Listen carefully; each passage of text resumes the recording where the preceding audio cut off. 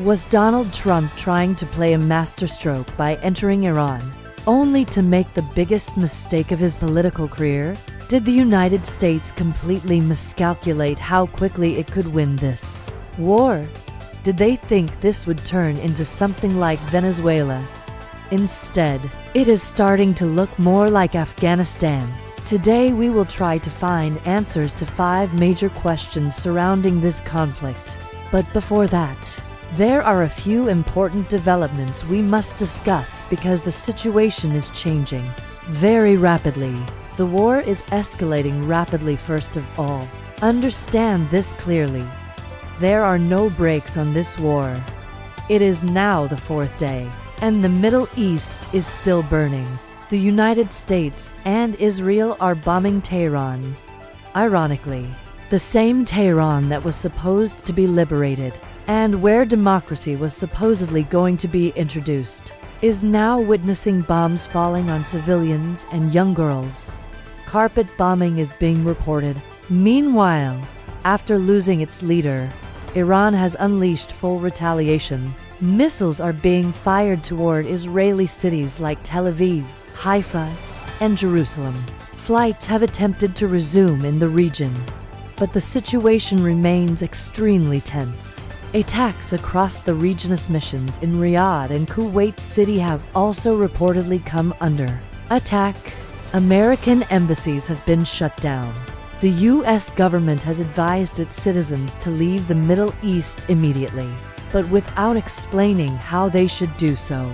Despite having the world's most powerful military and massive aircraft carriers, Washington has essentially told its citizens, "You're on your own." Casualty reports are increasing. 6 U.S. soldiers have already been confirmed dead, and that number may rise. Civilian casualties in Iran. The human cost is devastating. In Iran, bombs reportedly hit a girls' school, killing more than 160 people. Large crowds have taken to the streets not for revolution but to mourn the victims. Iran also claims that 11 of its warships were sunk, but it says it destroyed the largest U.S. radar installation in the region in retaliation. Despite heavy bombing, Iran says it will not back down, even if the war lasts months. Command breakdown in Iran after the death of Iran's top leader.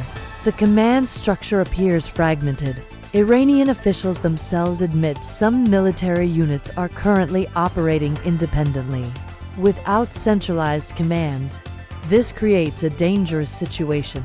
Even if the U.S. suddenly calls for a ceasefire, there may be no single authority capable of stopping the attacks.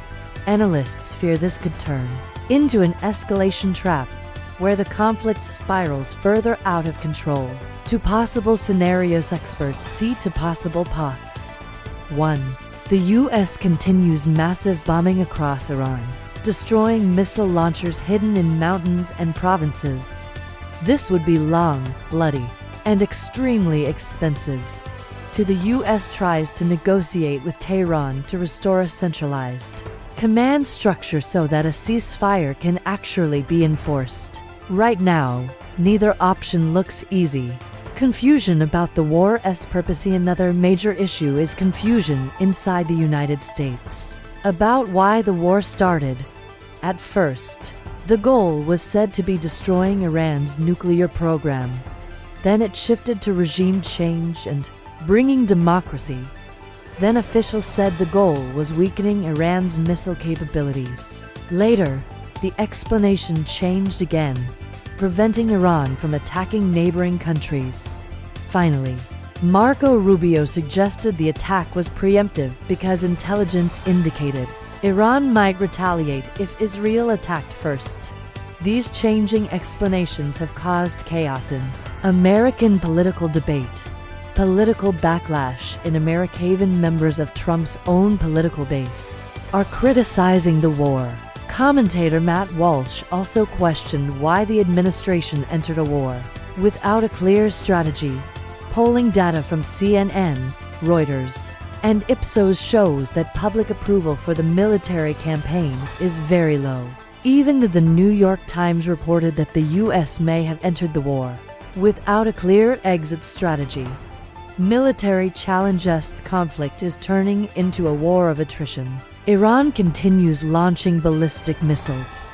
While the U.S. relies on expensive interceptor systems like Patriot missiles, analysts warn these interceptors could run out quickly in countries like Qatar and the United Arab Emirates. Iran, meanwhile, claims it has missile supplies for months. The Saudi oil mystery. Another shocking development involves an attack on oil infrastructure in Saudi Arabia.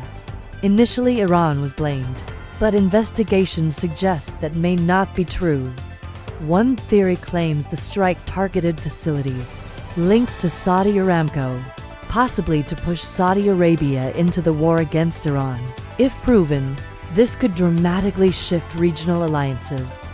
Global energy shock. Iran's Revolutionary Guards claim they have effectively blocked the Strait of Hormuz, through which around 20 million barrels of oil pass daily. Energy prices are already rising.